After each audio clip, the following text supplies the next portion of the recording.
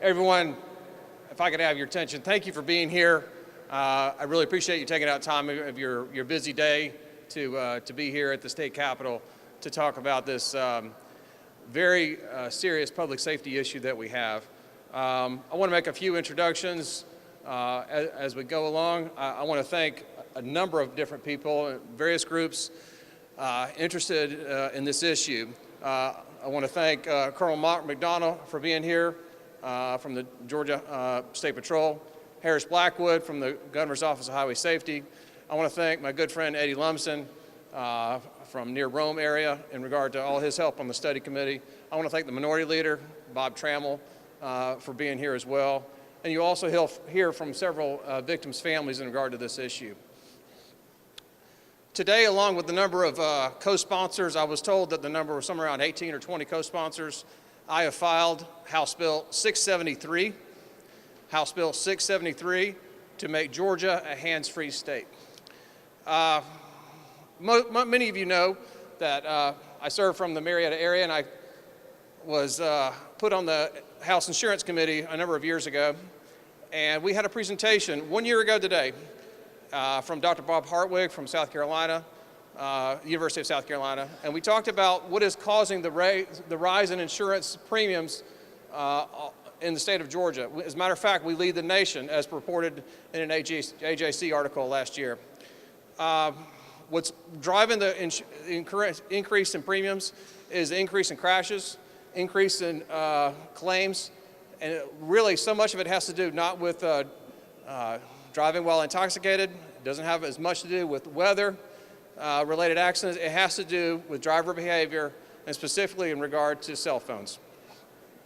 We formed a study committee and went around the state listening to various law enforcement, medical professionals, transportation officials, and what we kept coming back to over and over again is driver behavior, something that we can prevent. Just a few numbers, and then I'll get to some other speakers. Last year we had 1,561 fatalities in Georgia in 2016. Everyone sees those billboards over the interstates, right? This past year in 2017 we had 1,531 fatalities, and unfortunately that number is continuing to grow as more data comes in. Crashes are up 36% since 2014, and that's mostly in rear-end collisions and single-car crashes. Fatalities are up 34% since 2014, and that's mostly, as you would expect, affects passenger car occupants, but it's really there's a significant increase in deaths among pedestrians, motorcyclists, and bicyclists.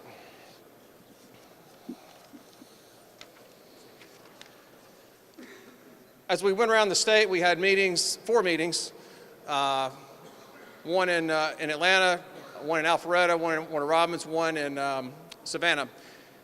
And public safety personnel made it very clear to me, and our committee, as well as sheriff's offices and police departments, made it very clear to us that the texting law is ineffective. Law enforcement simply cannot enforce the law. They simply don't know whether or not a driver is texting or whether using the internet or whether they're just simply dialing. As a matter of fact, there were more traffic fatalities statistically per vehicle mile traveled in Georgia in 2009, before the texting law, than there were in 2016. Excuse me, there were more in 2016 than in 2009. Forgive me. But I tell you, from a personal standpoint, as a husband, and I want to thank my wife Beverly for being here, as a father, I came at this from a data standpoint, a number standpoint. But all you need to do is look at these families that have been brave enough to come here today to tell you that these are not just numbers. These are stories. These are sons. These are daughters whose lives have been upended. House Bill 673 would provide for prohibit handheld use in Georgia. It would allow a driver to touch or swipe once to answer a call, touch or swipe again to end a call. It will allow for GPS usage by the driver, but it will also prohibit handheld cell phone devices to be used on a handheld basis. It will increase the fines and penalties to be more in line with other hands-free states. Right now, as most of you know, the fine is $150 and 1-point penalty. The first fine is going to go from $300 to $450 with a 3-point penalty, and that specific fine is going to be determined by a judge, the city or county court judge. The second conviction has a fine of $400 to $650 with a 4-point penalty, and the third and subsequent citations are also going to increase to $650 to $900 with a 4-point penalty. Of the 15 states plus DC that we studied, that our study committee looked at in regard to traffic fatality data, there was a 16 to 18% decrease in fatalities after passing a hands-free law. To me, this is about saving lives. Now, I came into this studying the numbers, studying the trends, but again, after you meet the victims' families, like you will in just a minute, like I have, these are not just data and numbers. There are real stories and real people. We all know this is an issue.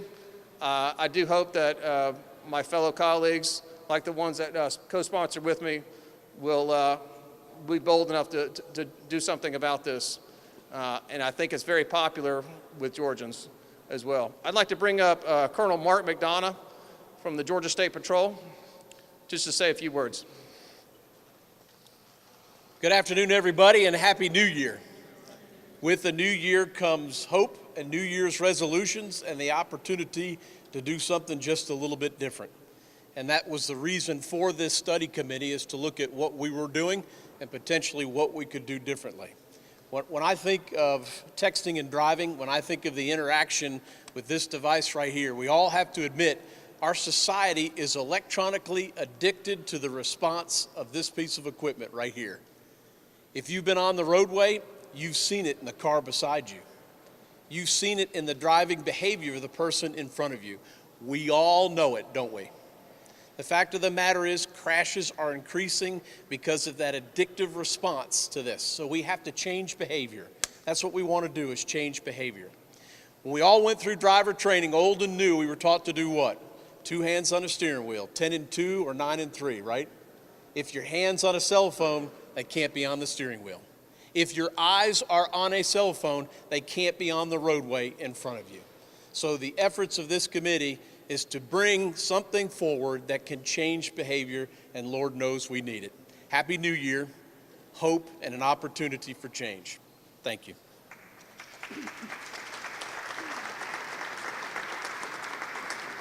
Next, I'd like to invite up Harris Blackwood. Harris is the Commissioner of the Governor's Office of Highway Safety. Harris. Good afternoon. In the languages of the world, we have words like widow and widower to describe someone who's lost a spouse. We have the word orphan to describe a child who's lost a parent. But in all the languages of the world, we don't have a word to describe a parent who has lost a child. Ladies and gentlemen, it is time for the carnage to end on our roads because of texting and driving and distracted driving of any kind.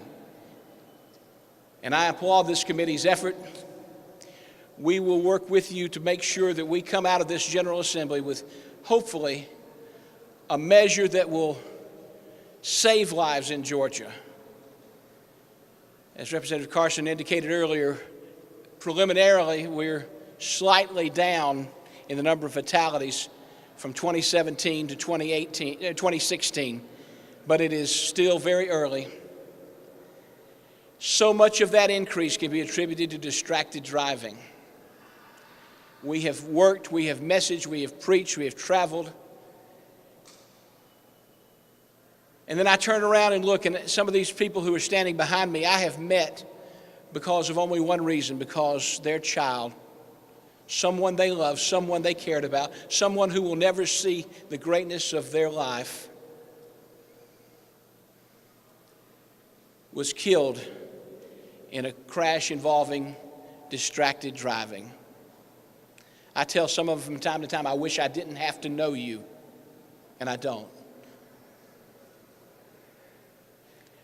We must bring this to an end. and I hope it starts today. Thank you, sir.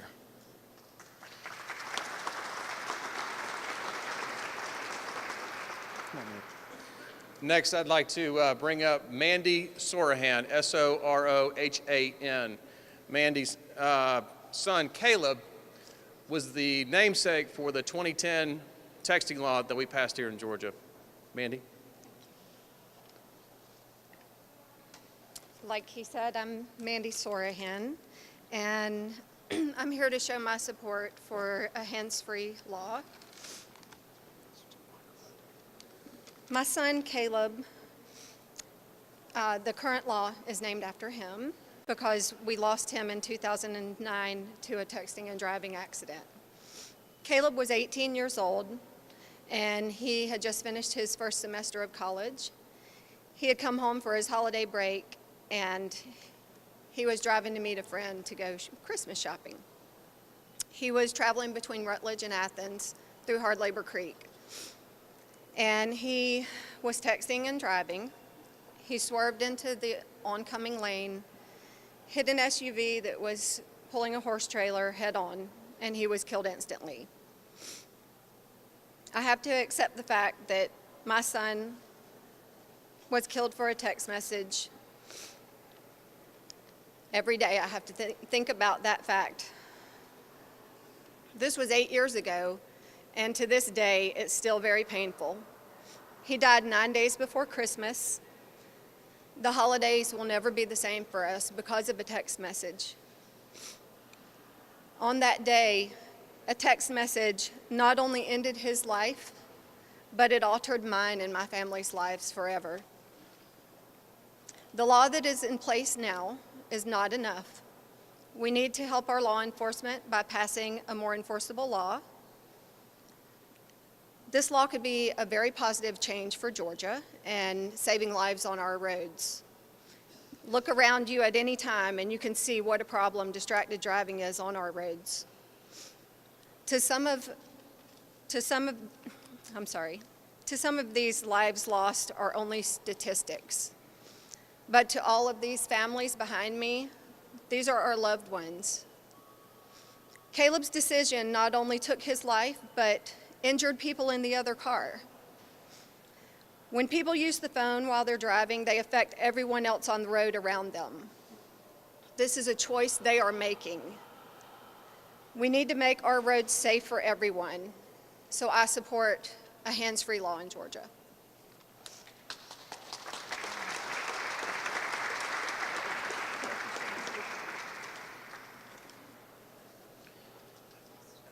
Everyone in the state, and from what I'm told in the nation, was shocked when we heard the story of 5 Georgia Southern nursing students that were tragically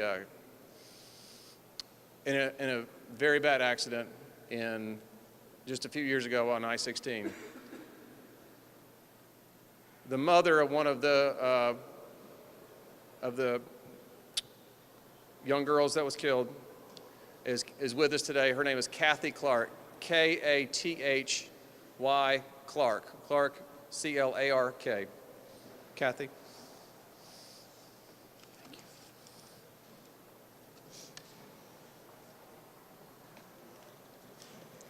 Good afternoon. My daughter, Emily Clark, was one of the 5 Georgia Southern nursing students that was killed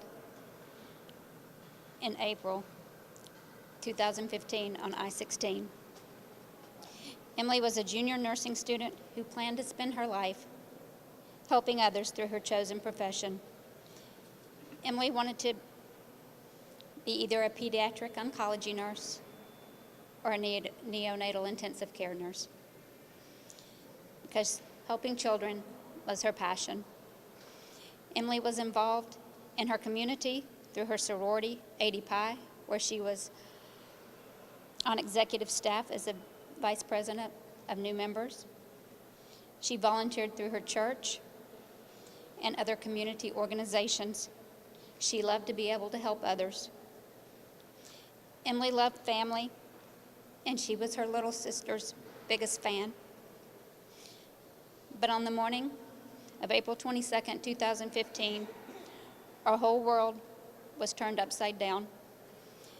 Emily and 6 other fellow nursing students were on their way to St. Joseph Candler in Savannah for their last day of clinical rotations for their first semester of nursing school.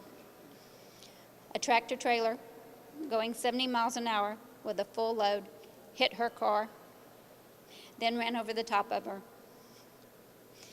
He then hit several other vehicles, finally coming to a stop. He never hit his brakes. He was so distracted during this trip that he stated he never knew he hit Emily. He thought it was a bump in the road. Our family is in support of House Bill 673. Please, for Emily's sake, so should you. Thank you.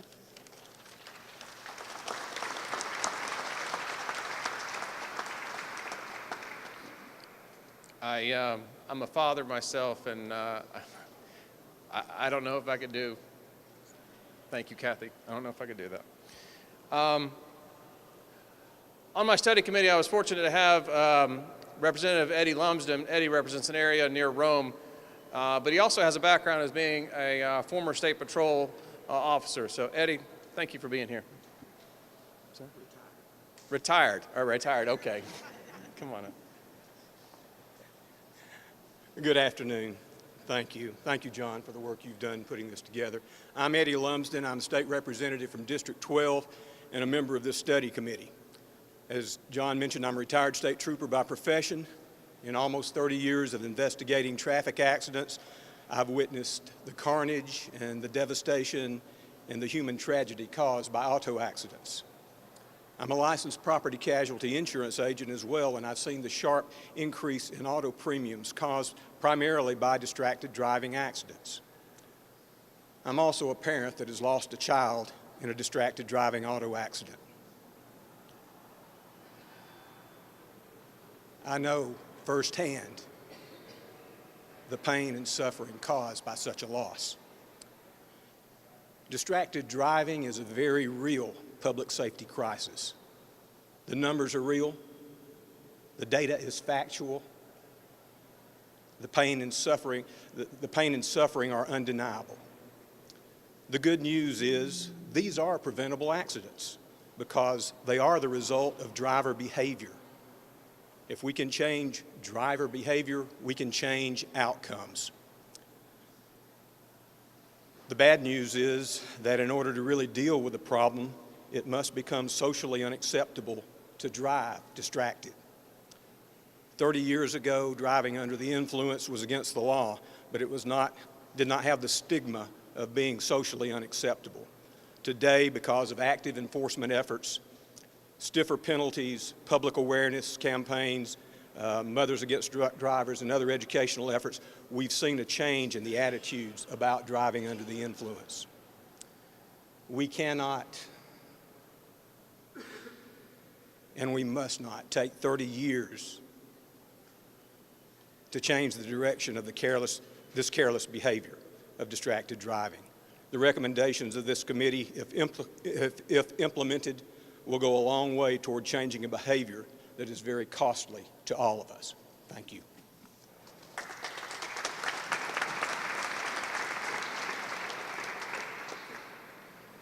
Next, I'd like you to hear from Representative Bob Trammell. Bob was elected minority leader in our chamber late last summer, I believe, and very much has a passion for this issue. Not only is Bob an attorney and very well respected, but he's very knowledgeable as well. And I hope I can speak for you, Bob, to say this is a bipartisan issue. This is a public safety issue. This is not about any particular interest here or there. This is about saving lives. And I appreciate Bob's support on that. Representative Bob Trammell.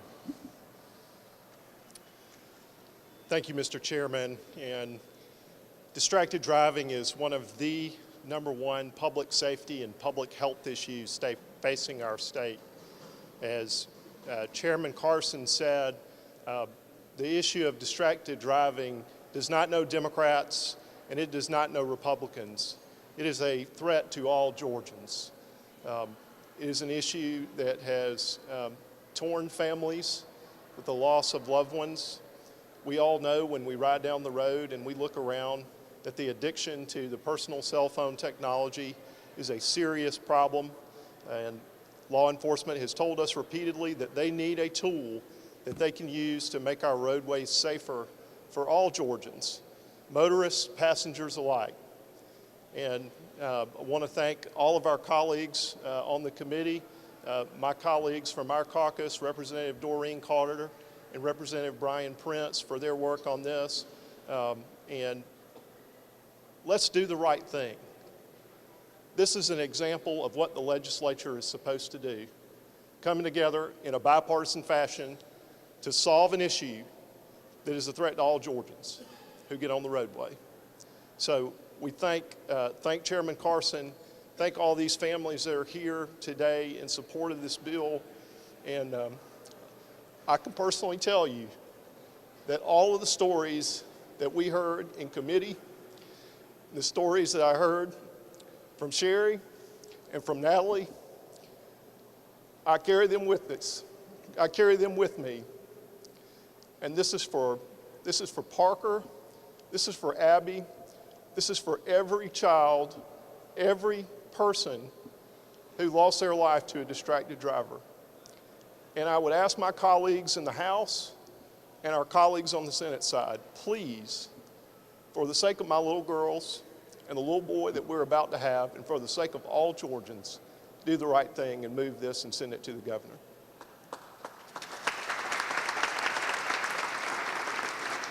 You guys want to come up? So with that, I do want to thank so many people that have helped me with this, with the study committee, with, where did Eddie go? Get over here. We have some handouts up here.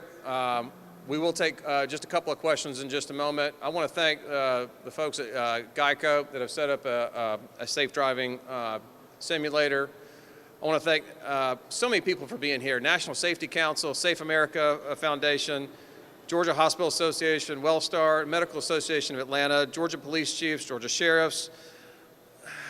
I would say countless law enforcement and police chiefs and sheriff's offices all across the state. Governor's Office of Highway Safety, the State Patrol, ABATE, Georgia Cycling Federation, Dr. Charles Wilmer, cardiologist from Piedmont, Medical Association of Georgia, if I didn't say that. I could keep going on and on. But there's so many people that know that this is a major issue. I will tell you, I have not encountered any organized group, lobbyists, what have you, opposed to this issue. It's really a question of whether or not we want to, as a state, step up and say, this is an issue, this is about driver behavior, this is preventable, and it needs to stop.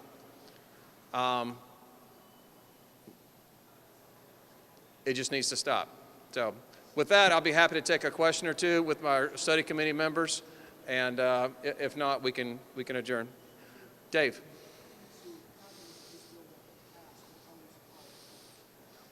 Say again.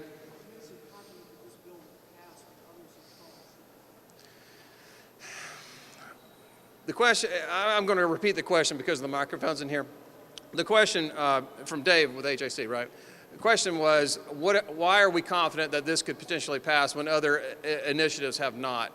I think with the data that we collected as a study committee, looking at the effectiveness of hands-free laws and the awareness statewide of this issue and its magnitude, this really, Dave, is the DUI issue of our generation.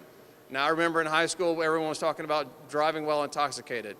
And yes, it is still an issue. I'm sure Colonel McDonough can attest to that.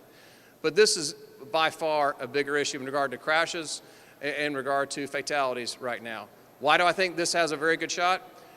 Because the fatalities are increasing, auto premiums are increasing, and we have the data to prove it, and it's the right thing to do. And, yes, sir. What is it about the existing law that is unenforceable? Colonel McDonough, do you want to answer that question? So the question was, what is it about the existing law that is unenforceable? You have to have a clear and unobstructed view, okay? You or me. Do you have a clear, unobstructed view? It's as simple as that. And that's what the existing law is actually driving the behavior that as you drive by, and what do you see? You don't see this. You see this. So it's a very, very difficult thing when you don't have that clear, unobstructed view, and that needs to change. One more question, yes.